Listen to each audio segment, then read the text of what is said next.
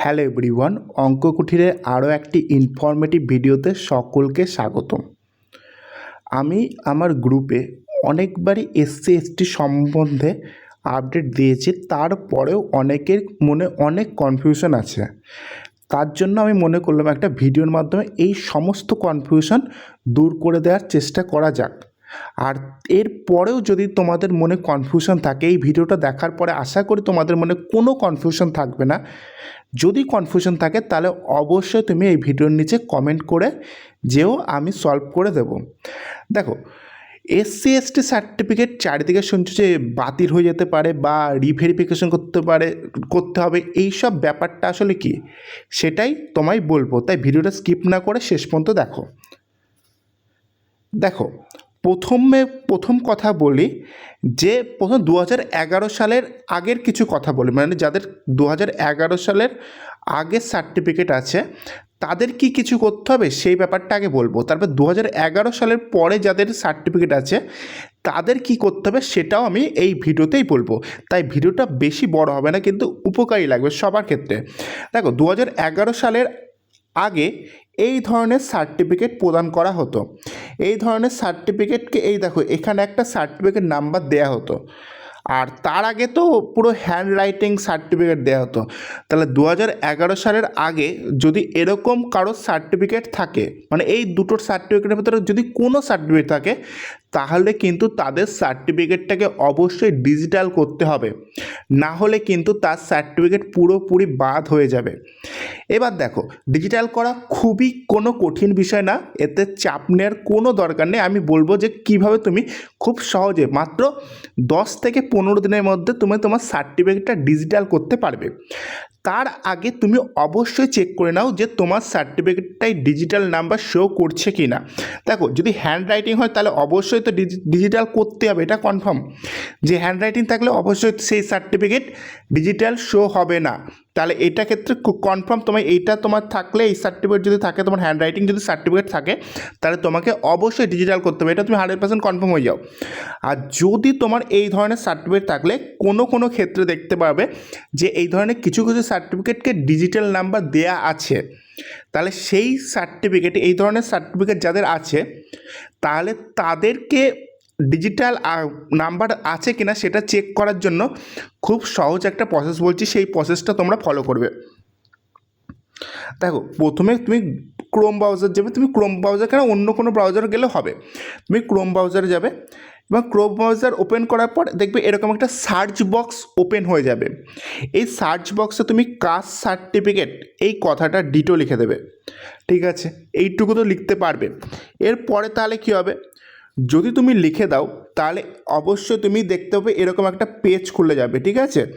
এরকম পেজ খোলার পরে দেখবে এখানটায় লেখা আছে, ফার্স্টেই লিঙ্ক চলে আসবে কাস্ট সার্টিফিকেট লেখার পরে, ব্যাকওয়ার্ড ক্লাসেস ওয়েলফেয়ার ডিপার্টমেন্ট, এই জায়গাটায় ক্লিক করবে। আর বলে দিই, যদি ভিডিওর কোয়ালিটিটা কমে যায় তাহলে তুমি ভিডিওর কোয়ালিটিটা বাড়িয়ে নেবে। ইউটিউবের ভিডিওর কোয়ালিটির অপশানটা আছে, সেখান থেকে বাড়িয়ে নিতে পারবে, তাহলে এই লেখাগুলো পুরো স্পষ্ট দেখতে পারবে। আচ্ছা, তুমি এখানে ব্যাকওয়ার্ড ক্লাসেস ওয়েলফেয়ার ডিপার্টমেন্ট এই লিঙ্কটায় ক্লিক করবে। যখনই এই লিঙ্কটায় ক্লিক করবে দেখবে এই ধরনের একটা পেজ খুলে গেছে। এই ধরনের পেজটা খুলে যাবে এবং এই ধরনের পেজ যখনই খুলবে এখানে দেখো 3 ডট, এই মোবাইল থেকে বলছি, কম্পিউটার থেকে যদি করো তাহলে অবশ্যই দেখবে এই 3 ডটটা লাগবে না, অনায়াসে এর পরের পেজ চলে আসবে। তুমি মোবাইল থেকে যদি করো দেখবে এখানটায় 3 ডট আছে, এই 3 ডটে তুমি কী করবে, ক্লিক করবে। তাহলে যদি এই 3 ডটে ক্লিক করো, এরপরে তোমার কাছে এরকম একটা ইন্টারফেস, মানে এরকম একটা পেজ ওপেন হয়ে যাবে, ঠিক আছে? এবার এই ওপেন হওয়ার পরে তুমি কোথায় ক্লিক করবে, তুমি যদি এসসি এসটি হও তুমি এখানে ক্লিক করবে, তুমি যদি EWS এখানে ক্লিক করবে, যদি ওবিসি হও তাহলে এক্ষেত্রে এখানটায় ক্লিক করবে। তুমি যে সম্প্রদায়ে তুমি সেখানটায় ক্লিক করতে পারবে, ঠিক আছে? তাহলে আমি সাপোজ এসসি এসটিতে ক্লিক করলাম, তাহলে এসসি এসটিতে ক্লিক করার পরে তোমার ক্ষেত্রে এই ধরনের একটা পেজ ওপেন হয়ে যাবে, ঠিক আছে?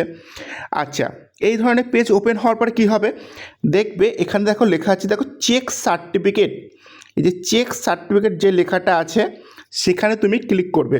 আবার বলছি, যদি ভিডিওর কোয়ালিটি লো লাগে, তুমি যদি এই লেখাগুলো না পড়তে পারো, তাহলে অবশ্যই ভিডিওর কোয়ালিটিটা বাড়িয়ে নেবে, তাহলে এইগুলো তুমি অবশ্যই দেখতে পারবে। আচ্ছা, এই চেক সার্টিফিকেটে যদি ক্লিক করো, তারপরে কি দেখতে হবে দেখো, তারপরে এমন একটা পেজ ওপেন হয়ে যাবে। এই পেজে এখানে তুমি সার্টিফিকেট নাম্বার দেবে এবং কত তারিখে কবে ডেট অফ ইস্যু, মানে ইস্যুর ডেটটা দেবে। দেওয়ার পরে এর নিচের দিকে দেখবে একটা সার্চ বলে অপশান আছে। সেই সার্চ বলে যদি অপশানে তুমি ক্লিক করার পরে দেখবে তোমার একদম নিচে, তোমার যদি ডিজিটাল নাম্বার থাকে তাহলে তোমার নাম, ডিজিটাল নাম্বার সব কিছু শো করবে, ঠিক আছে। আর যদি না থাকে তাহলে দেখাবে নো রেজাল্ট ফাউন্ড।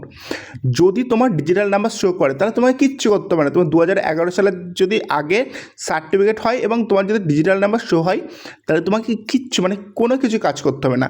কিন্তু যদি দেখায় নো রেজাল্ট ফাউন্ড, তাহলে কিন্তু তোমাকে সার্টিফিকেট অবশ্যই ডিজিটাল বানাতে হবে, না হলে কিন্তু তোমার সার্টিফিকেট বাদ হয়ে যাবে। চলো দেখো এবার কীভাবে তুমি ডিজিটাল বানাবে। তো ডিজিটাল সার্টিফিকেট বানানোর জন্য কিছু প্রসেস আছে, সেই প্রসেসটা তোমরা কিন্তু মানে ভালোভাবে শুনবে। দেখো একবারই বলবো না, একবারই বলছি কথাটা, তুমি ভিডিওটা হয়তো আরেকবার 2-3বার দেখবে যে কী কী সার্টিফিকেট লাগবে, নাহলে বারবার কিন্তু তোমাকে হয়রানি হতে হবে। বিভিন্ন এসডিওর ক্ষেত্রে বিভিন্ন সার্টিফিকেট চাইতে পারে, কিন্তু কমন যে সার্টিফিকেটগুলো চাইবে সেইটা তুমি নোট করে রাখো। প্রথমে ডিজিটাল সার্টিফিকেটের জন্য অনলাইনে আবেদন করতে হবে, ঠিক আছে। তাহলে ওএ লিখলাম যে অনলাইন একটা অ্যাপ্লিকেশন করতে হবে। তারপর আইডেন্টিটি মানে পরিচয়পত্র এবং জন্মপত্র হিসাবে তোমাকে কিছু একটা ডকুমেন্টস জমা শো করতে হবে। সেটা কী হতে পারে, সেটা তুমি আধার কার্ডের জেরক্স দিতে পারে। তুমি অরিজিনাল তো অবশ্যই সাথে নেবে, আধার কার্ডের জেরক্স এবং মাধ্যমিকের মার্কস সার্টিফিকেট, মানে মাধ্যমিকের অ্যাডমিটের যে সার্টিফিকেট আছে সেইটাও তুমি শো করতে পারো। তাহলে তুমি আইডেন্টিটি, এরপরে কি প্রথম তো ওএ মানে কি অনলাইন অ্যাপ্লিকেশন করবে, তারপরে আইডেন্টিটি আইডি লিখলাম, অ্যান্ড বার্থ সার্টিফিকেট যাই বলতে পারো, বার্থ সার্টিফিকেট দেখালে তোমার হবে, ঠিক আছে। তারপরে এসআইআর, যে এই বছর এসআইআর হলো, সেই এসআইআরের নাম, যে এসআইআরের কাগজটা আছে সেই কাগজটা তুমি অবশ্যই নিয়ে যাবে। আর তারপরে একটা পাসপোর্ট সাইজের একটা ছবি নেবে, একটা কেন, তুমি একটা ছবি লাগবে, তুমি 2-3টে ছবি নিয়ে নেবে। আর পুরনো যে কাস্ট সার্টিফিকেটটা ছিল, তুমি যে সার্টিফিকেটটা ডিজিটাল করবে সেই সার্টিফিকেটটা কিন্তু জেরক্স করে নিয়ে যাবে। এবার আসলটা তো সঙ্গে সঙ্গে রাখবে। এবং পৌরসভা এবং পঞ্চায়েত, যদি তুমি পৌরসভা এলাকা থেকে বাস করো তাহলে পৌরসভা থেকে, এবং বা পঞ্চায়েত থেকে বাস করলে পঞ্চায়েত প্রধানের কাছ থেকে একটা রেসিডেন্সিয়াল সার্টিফিকেট নেবে। আর একটা এসডিও বা বিডিও গিয়ে তুমি একটা আবেদনপত্র লিখবে যে তোমার সার্টিফিকেট ডিজিটাল করার জন্য। ব্যাস এইটুকু কাজ করলেই হয়ে যাবে, আর কিছু কাজ করতে হবে না। আবার বলছি, তুমি আরেকবার শুনে নাও। তুমি যদি সার্টিফিকেট ডিজিটাল করতে যাও তাহলে তোমাকে প্রথমে অনলাইন আবেদন করতে হবে, তারপর তোমাকে পরিচয়পত্র এবং জন্মপত্র হিসেবে আধার কার্ড বা মাধ্যমিকের মার্কস সার্টিফিকেট বা যেটা তুমি ভ্যালিড সরকারি কোনো গভর্নমেন্টের কোনো সার্টিফিকেট শো করতে হবে। তারপরে এসআইআরে নাম আছে এরকম যে রসিদটা আছে সেই রসিদটা দিতে হবে। একটা পাসপোর্ট সাইজের ছবি নেবে, আরও 2-3 কপি এক্সট্রা নেবে। পুরনো কাস্ট সার্টিফিকেটটাও নেবে, যার জেরক্স কপি তোমাকে জমা করতে হবে। এবং পৌরসভা বা পঞ্চায়েত এলাকার, মানে পৌরসভা প্রধান বা পঞ্চায়েত প্রধানের কাছ থেকে একটা রেসিডেন্সিয়াল সার্টিফিকেট নেবে এবং একটা এসডিও বা বিডিওকে আবেদন করবে। ব্যাস এই কাজটা করলে তোমার 10 থেকে 15 দিনের ভেতরে তোমার সার্টিফিকেট ডিজিটাল হয়ে যাবে। আচ্ছা, এর পরবর্তী কী বলছে, রিভেরিফিকেশন কীভাবে করবে।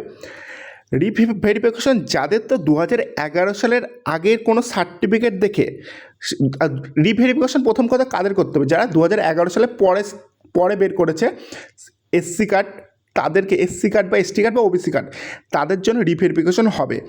কেন? কারণ হচ্ছে সরকার দেখেছে যে দুয়ারে সরকারের বা এই আগের সরকারের আমলে প্রচুর ভুয়ো সার্টিফিকেট বের হয়েছে, এর জন্য রিভেরিফিকেশন করার জন্য সরকার মানে বলেছে বর্তমান সরকার।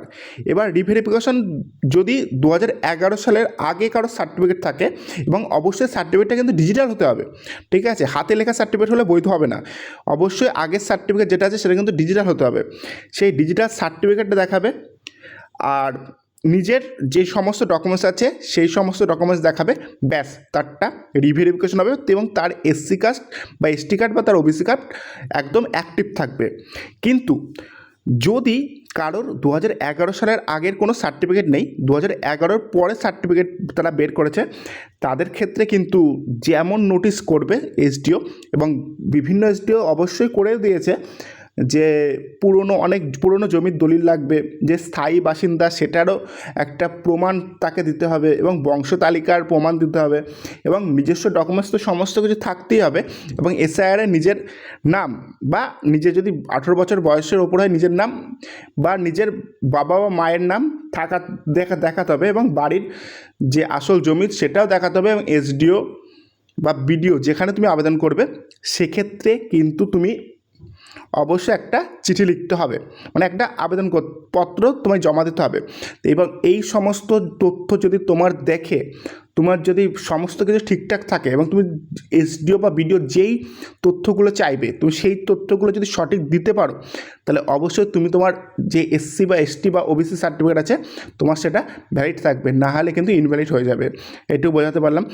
এবার এই রিভেরিফিকেশন ডেট কবে, দেখো বিভিন্ন জায়গায় বিডিও ডেট দিয়ে দিয়েছে।